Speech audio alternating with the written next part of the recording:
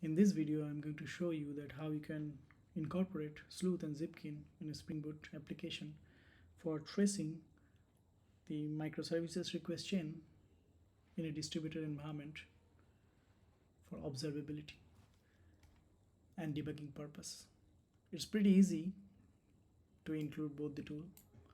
In the build.gradle, you can just add these two dependencies, starter sleuth and sleuth zipkin, and rebuild your application. So if you have a use case where one microservice calls to another microservice, so for my case, I have microservice B calls to microservice A to get the user details. So in that case, Sleuth will add the extra metadata in the request, and that will be used for tracing the entire call chain. So as an example, let me do some request through Postman.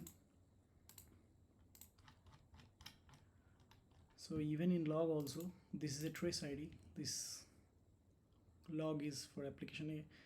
So using this trace ID, you can also find the trace in application B. So this is how you can also trace it by log.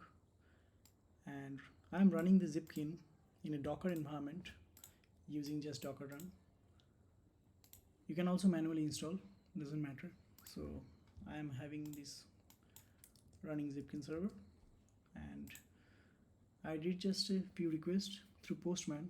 So here the trace comes, and you can also trace that how long a call took. So as an example, 128 ms, and you can also see the dependencies. So in this example, the microservice B calls to one of the API of microservice A.